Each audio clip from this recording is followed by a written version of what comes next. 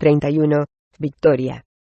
Los hombres de 10 ciudades, junto con sus aliados enanos y bárbaros, se habían abierto camino a través de la amplia llanura, y ahora permanecían agrupados en la puerta norte de Brinsander.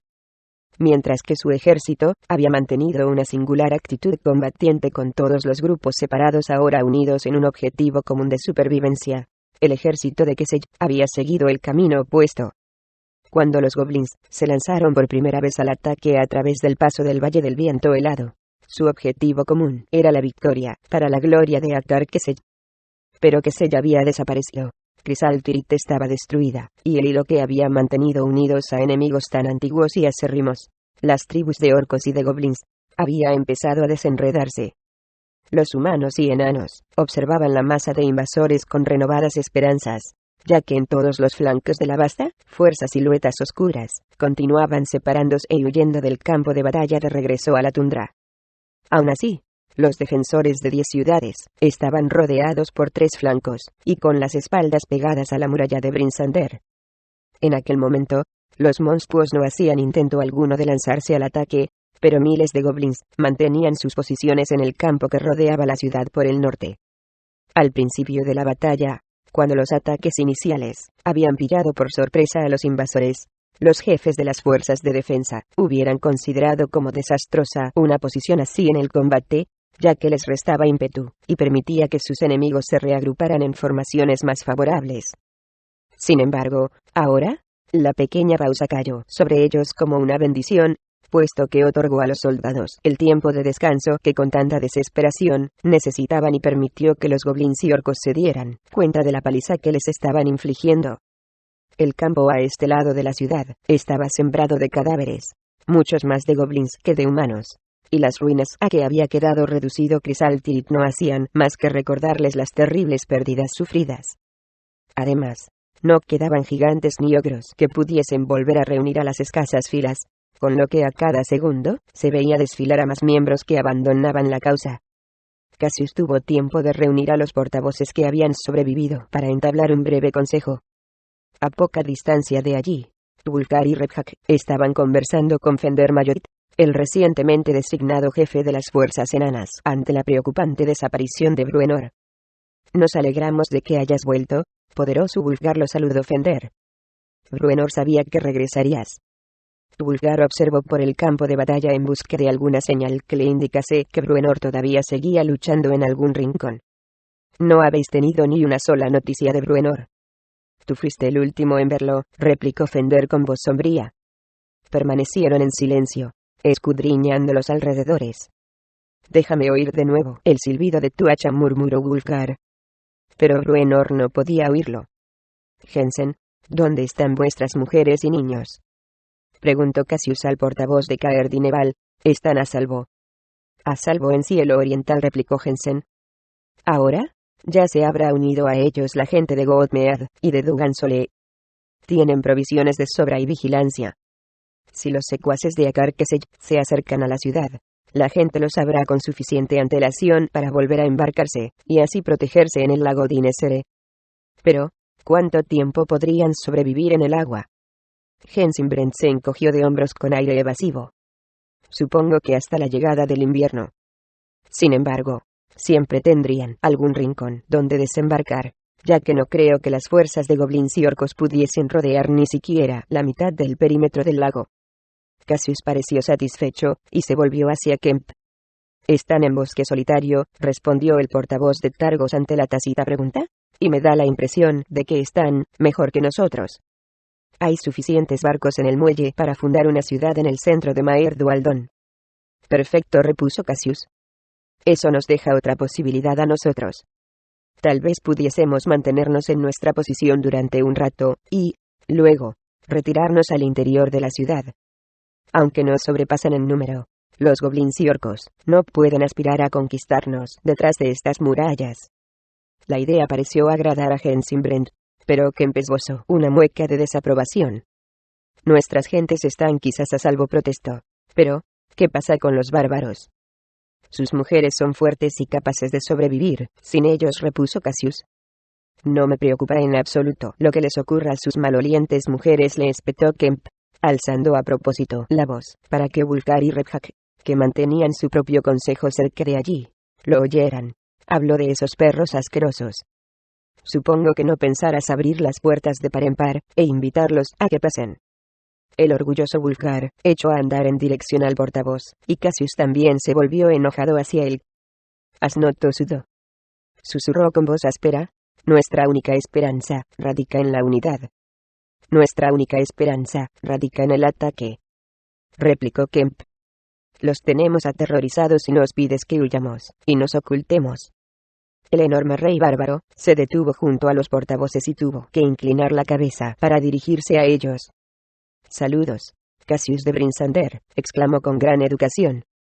Soy Wulfgar, hijo de Beornegar, y jefe de las tribus que han venido a unirse a tu noble causa. ¿Qué podéis saber vosotros de una causa noble? Lo interrumpió Kemp. Pero Wulfgar no hizo el más mínimo caso de él. He oído por encima la mayor parte de vuestra conversación, prosiguió, impertérrito.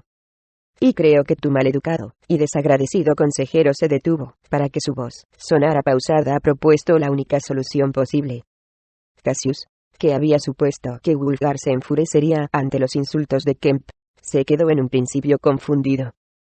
Atacar, explicó Wulfgar. Los duendes están ahora indecisos sobre las ganancias que pueden obtener de todo esto. Se están preguntando por qué siguieron a un brujo loco a este combate, pero, si dejamos que recuperen el ansia de lucha, nos demostrarán que son un enemigo formidable. Te agradezco tus palabras, rey bárbaro, respondió Cassius. Sin embargo, yo creo que esta chusma no será capaz de resistir un asedio, y que habrá abandonado la zona antes de una semana. Tal vez, admitió Wulfgar. Pero, aún así, tu gente tendrá que pagar un alto precio. Los goblins que decidan abandonar por voluntad propia, no van a retornar a sus cuevas con las manos vacías. Todavía hay muchas ciudades, sin proteger, y que podrían ser saqueadas de regreso al Valle del Viento Helado. Y, lo que es peor, no se marcharán con el miedo clavado en los ojos, Cassius. Quizá con esta retirada, conseguirás salvar la vida de algunos de tus hombres, pero no impedirás que en el futuro puedan decidir intentarlo de nuevo. ¿Así que estás de acuerdo en que deberíamos atacar?, preguntó el portavoz. Nuestros enemigos tienen que aprender a temernos.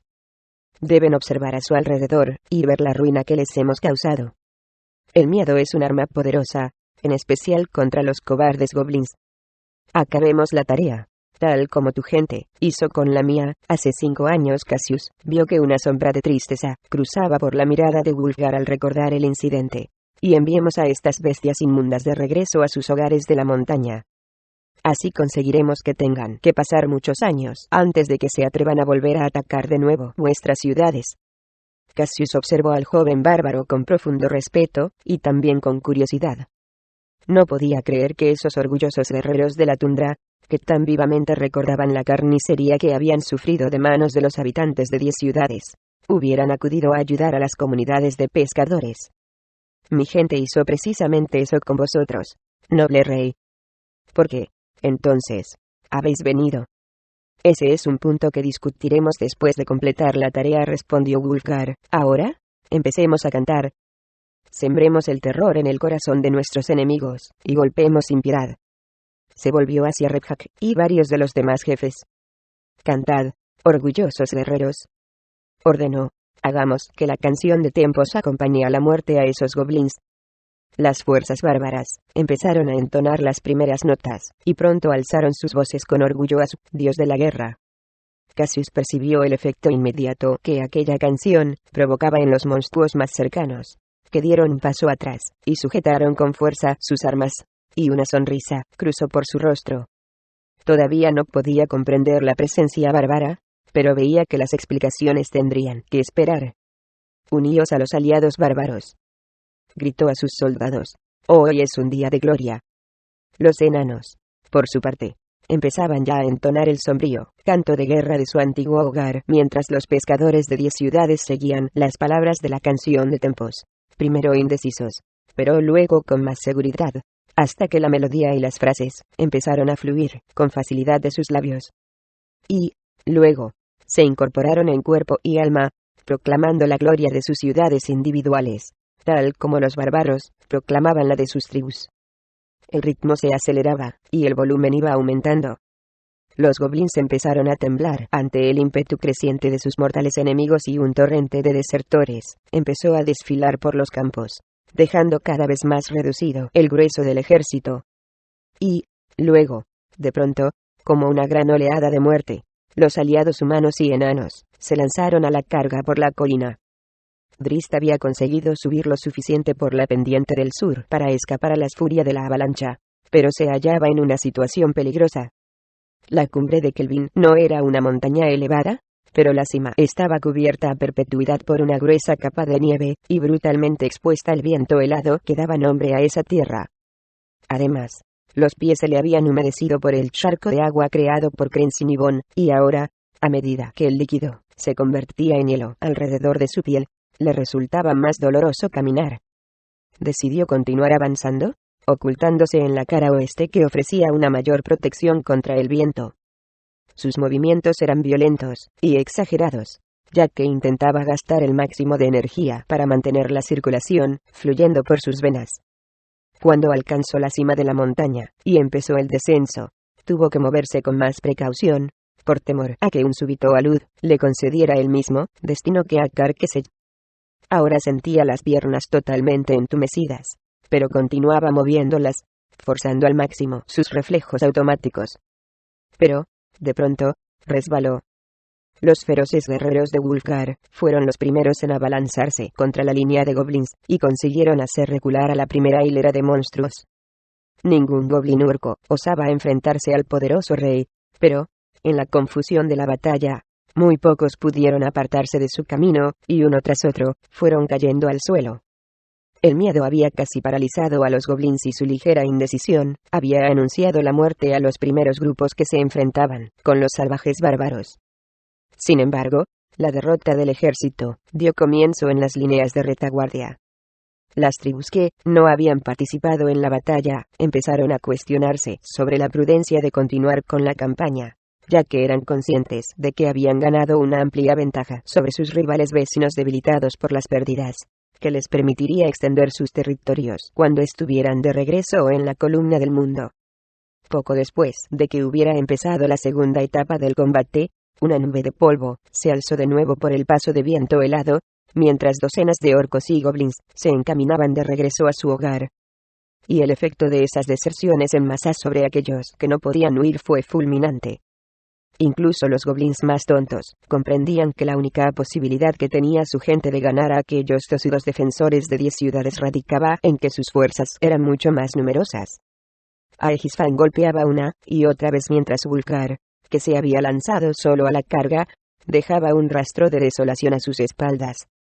Incluso los hombres de 10 ciudades se apartaban de él, nerviosos por su fuerza salvaje.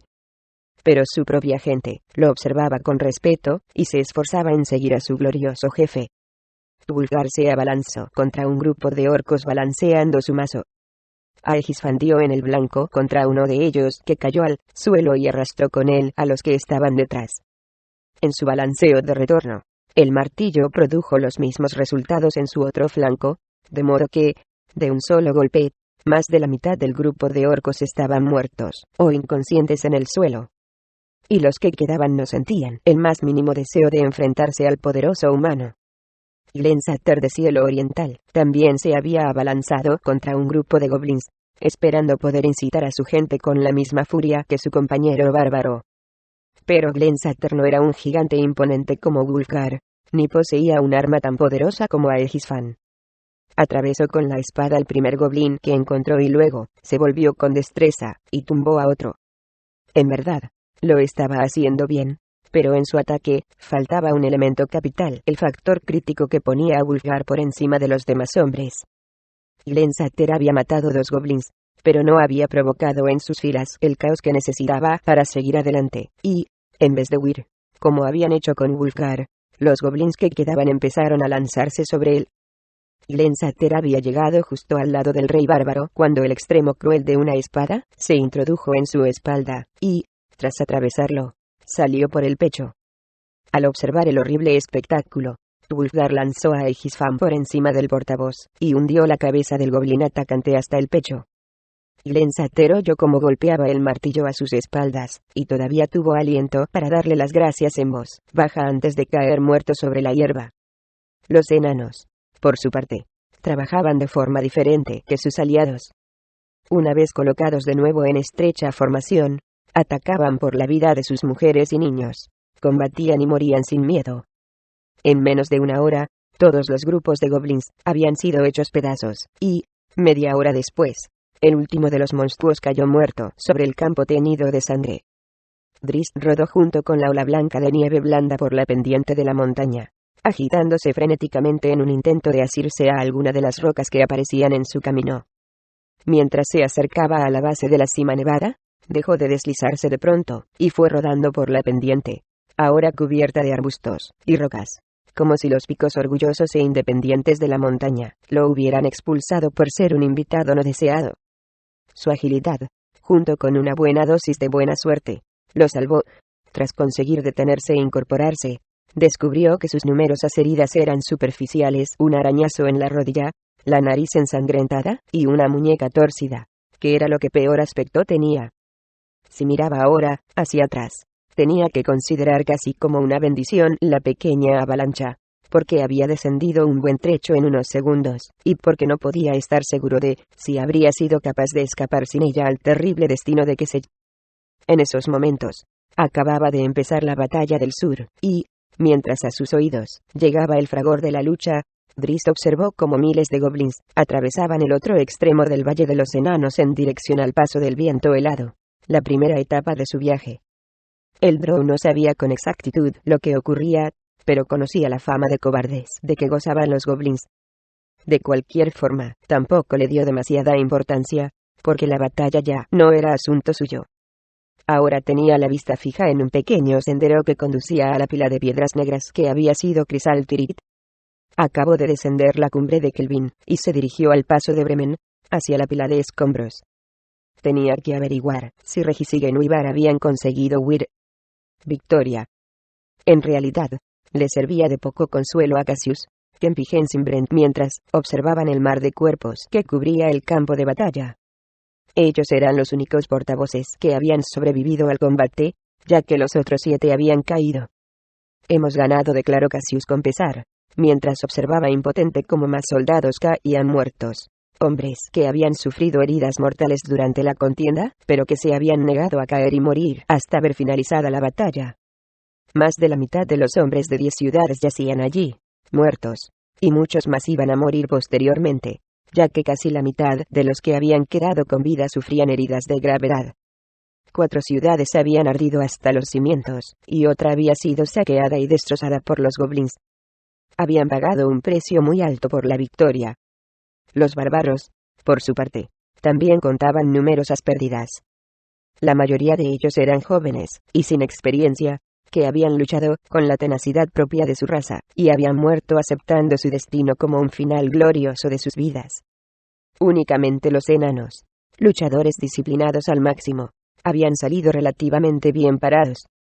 Varios habían muerto, otros estaban heridos, pero la mayoría estaban preparados para incorporarse de nuevo a la lucha, si se hubieran encontrado frente a un nuevo grupo de goblins. Aún así, su gran preocupación era que Bruenor había desaparecido. «Id con vuestra gente», propuso Cassius a los demás portavoces. «Y, luego, regresad para celebrar un consejo esta tarde». Kemp hablará por boca de la población entera de las 4 ciudades de Maer Dualdon y Hensinbrand por la gente de las demás comunidades. «Tenemos muchas cosas por decidir y poco tiempo para hacerlo», intervino Hensinbrand. «El invierno se acerca inexorablemente». «Sobreviviremos», declaró Kemp con su arrogancia característica, pero enseguida, al ver las miradas que le dirigían sus compañeros, añadió, con más realismo, aunque no sin esfuerzo. «Lo mismo ocurrirá con mi gente», dijo otra voz. Los 3 portavoces se volvieron para ver al gigante Skúlkar que avanzaba a grandes zancadas por el campo sembrado de cadáveres. El bárbaro estaba cubierto de polvo, y llevaba la ropa salpicada de la sangre de sus enemigos, pero tenía el aspecto de un rey de gran nobleza. «Quisiera hacer una invitación a vuestro consejo, Cassius. Nuestra gente puede ofreceros muchas cosas en estos tiempos difíciles». Kemp soltó un gruñido. Si necesitamos bestias de carga, compraremos bueyes. Cassius dirigió a Kemp una enojada mirada y luego se volvió hacia su inesperado aliado. Por supuesto, puedes unirte al consejo, Wulfgar, hijo de Beornegar. Por la ayuda que nos habéis prestado en el día de hoy, mi gente os queda en deuda. Y, de nuevo, te pregunto, ¿por qué vinisteis? Por segunda vez en aquel mismo día, Wulfgar hizo caso omiso de los insultos de Kemp. Para reparar una deuda, contestó a Cassius. Y, tal vez, para mejorar las condiciones de vida de nuestros dos pueblos. ¿Asesinando goblins?, inquirió Hensinbrand, suponiendo que el bárbaro tenía algo más en mente. Es un principio, pero nuestra tarea va mucho más allá. Mi gente conoce la tundra mejor que los propios yetis. Conocemos sus costumbres, y sabemos cómo sobrevivir. Vuestro pueblo puede beneficiarse de nuestra amistad, en especial ante los tiempos difíciles que os esperan. Va. Se burló Kemp, pero Cassius lo hizo callar con un gesto. El portavoz de Brinsander sentía curiosidad por esas nuevas posibilidades. ¿Y qué obtendrá tu pueblo de una unión semejante? Una comunicación, respondió Wulfgar, una relación con un mundo de lujos que nunca hemos conocido. Las tribus poseen el tesoro de un dragón, pero el oro y las piedras preciosas no proporcionan calor en las gélidas noches de invierno, ni comida cuando escasea la caza. Por otra parte, a vuestras poblaciones les espera una tarea de reconstrucción muy importante, y nosotros tenemos riquezas para ayudaros a llevarla a cabo. A cambio, 10 ciudades proporcionará unas condiciones de vida mejores para los míos. Cassius y Hensin asentían con gestos de aprobación a medida que Wulfgar detallaba sus planes. Por último, y tal vez sea el punto más importante, concluyó el bárbaro, nos necesitamos mutuamente, al menos por el momento. Ambos pueblos han quedado muy debilitados, y somos vulnerables a los peligros de esta tierra. Juntos, la fuerza que nos queda nos ayudará a soportar los rigores del invierno. Me intrigas y me sorprendes, confesó Cassius. Por favor, acepta mi invitación personal de asistir al consejo, y pongamos en marcha un plan que beneficie a todos los supervivientes de la batalla contra Kesej. Mientras Cassius se daba la vuelta, Wulfgar agarró a Kemp del cuello de la camisa con una de sus enormes manos, y lo alzó, sin dificultad, del suelo. Kemp se agitó en el aire, pero pronto se dio cuenta de que no podía hacer nada contra aquella garra de hierro que lo mantenía sujeto. Wulfgar clavó una mirada poco amistosa en el portavoz de Targos. Por el momento, dijo, soy responsable de todo mi pueblo, y por eso he hecho caso omiso de tus insultos. Pero cuando deje de ser rey, será mejor que nunca vuelvas a cruzarte en mi camino, y, con un gesto brusco, lanzó al portavoz al suelo. Kemp, demasiado intimidado para enojarse o sentirse incómodo, se quedó sentado donde había caído, y no respondió. Cassius y Brent se dieron un codazo y rieron entre dientes. Pero guardaron silencio al ver acercarse a una muchacha, con un brazo ensangrentado, y el rostro y los cabellos cubiertos de polvo. A Wulfgar, la visión de aquellas heridas le dolió más que las suyas propias. «Catibrie», gritó, corriendo a su encuentro. La muchacha lo calmó con un gesto. «No es una herida importante», le aseguró con estoicismo, aunque para el bárbaro fue evidente que la muchacha había recibido graves heridas, aunque no me atrevo ni a pensar lo que me hubiera ocurrido si no llega a aparecer Bruenor. ¿Has visto a Bruenor?» «En los túneles», le explicó Catibrie. Varios orcos encontraron la puerta de entrada, tal vez tendría que haber derrumbado los pasadizos, sin embargo, no eran demasiados, y, además, me enteré de que los enanos lo estaban haciendo bien en el campo de batalla. Entonces llegó Bruenor, pero lo perseguían más orcos. Una de las vigas de sujeción se rompió. Creo que fue él quien lo hizo, pero había demasiado polvo y confusión. ¿Y Bruenor?, inquirió Wulfgar, ansioso. Catibrie observó por encima del hombro el campo abierto. «Ahí afuera. Ha preguntado por ti». Cuando Driss llegó a la pila de escombros que había sido Crisal Tirith, la batalla había finalizado. Aunque por todos lados veía y oía escenas de desolación, su objetivo permanecía inalterable, así que empezó a subir por las piedras rotas. En verdad, el Drow creía que era una locura perseguir una causa tan desesperada. Si Regis y Genuibar no habían conseguido salir de la torre, ¿qué posibilidades tenía de encontrarlos? Sin embargo, continuaba impertérrito, sin prestar atención al sentido común. En definitiva, aquello era lo que lo diferenciaba de los de su especie, aquello era lo que lo había hecho abandonar la inalterable oscuridad de sus vastas ciudades. Drizzt Do'Urden se permitía sentir compasión.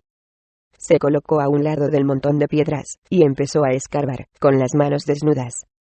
Las rocas grandes le impedían llegar a las profundidades de la pila, pero no se dio por vencido, a pesar del precario equilibrio, y la inestabilidad de las piedras en las que se sostenía. Utilizaba poco la mano quemada y pronto, empezó a sangrarle la derecha por el roce, pero él prosiguió con su trabajo, moviéndose primero alrededor de la pila, y, luego, escalando por encima de ella. Al final, se vio recompensado por su persistencia. Cuando alcanzó la cima de las ruinas, percibió una familiar emanación de poder mágico, y, siguiendo la pista, se acercó hasta una pequeña hendidura entre dos piedras.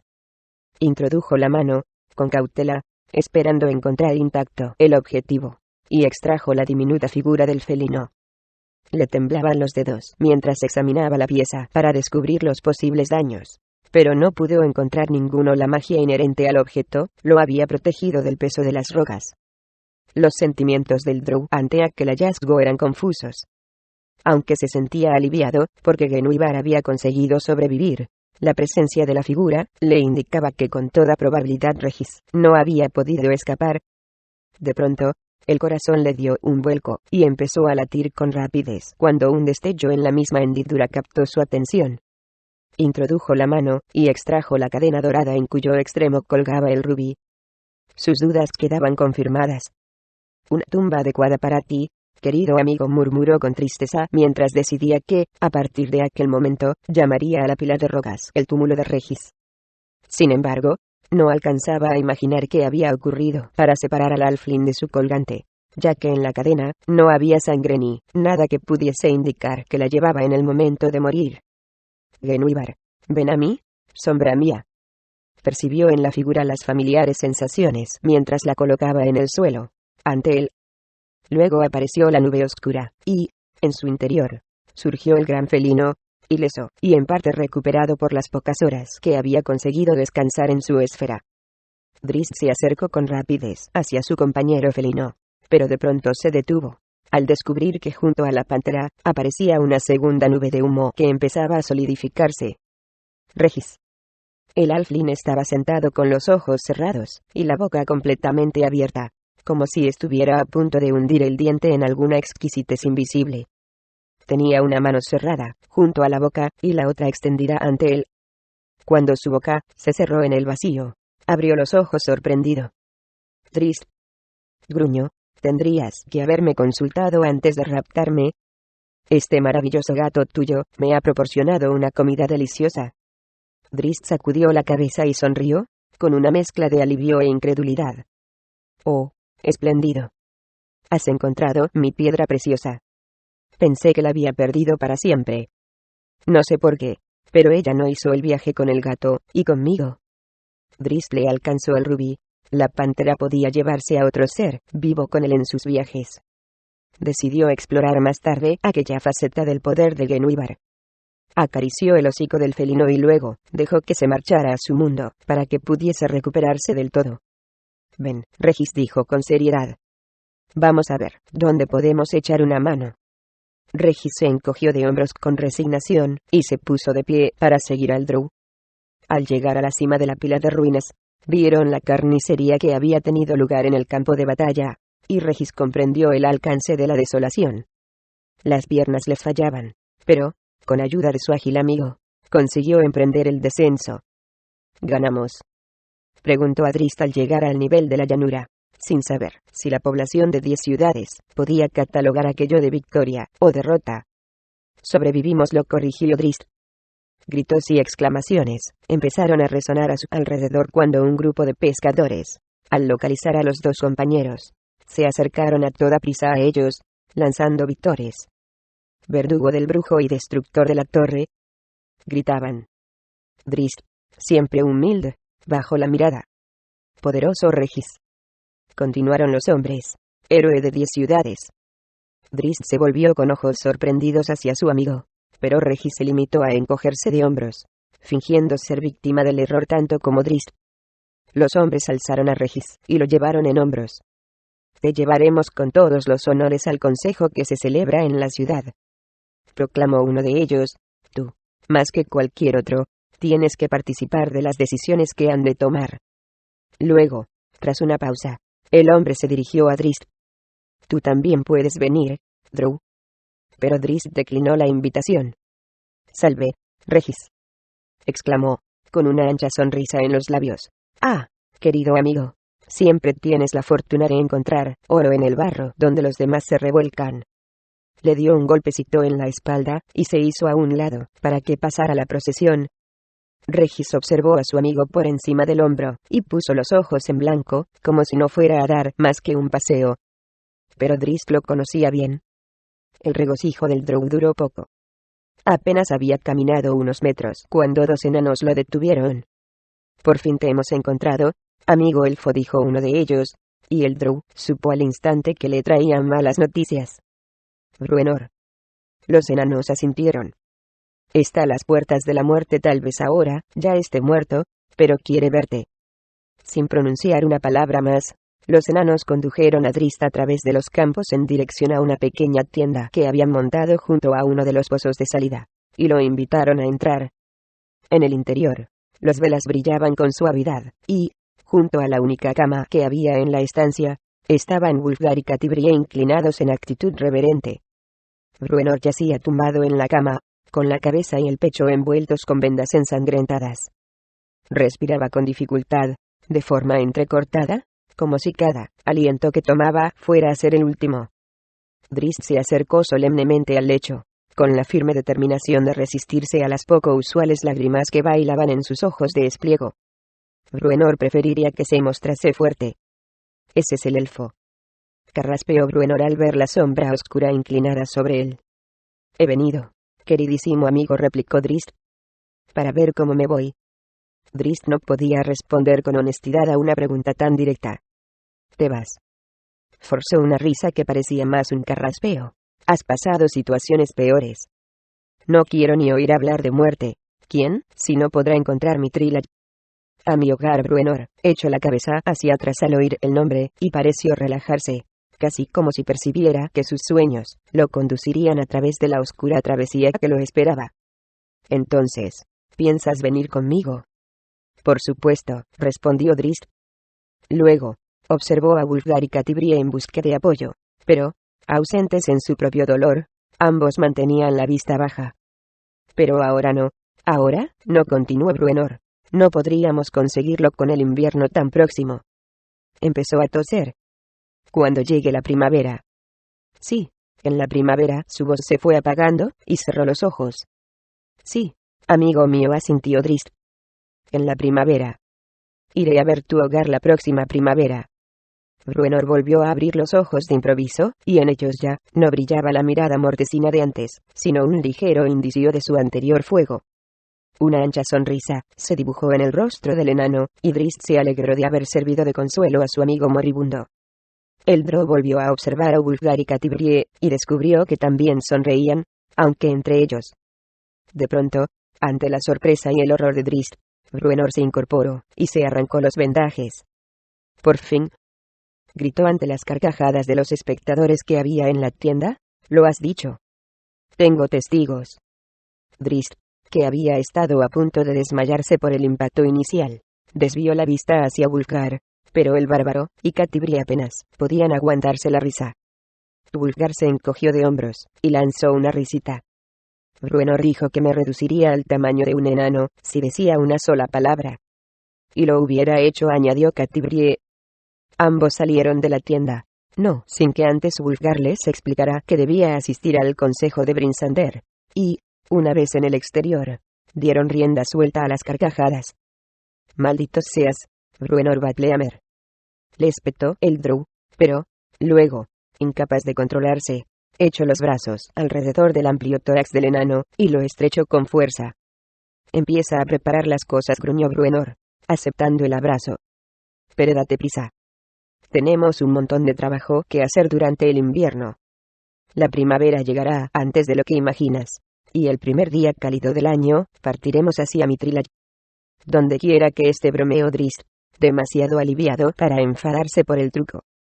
Lo conseguiremos, Drow, gritó Bruenor, como siempre.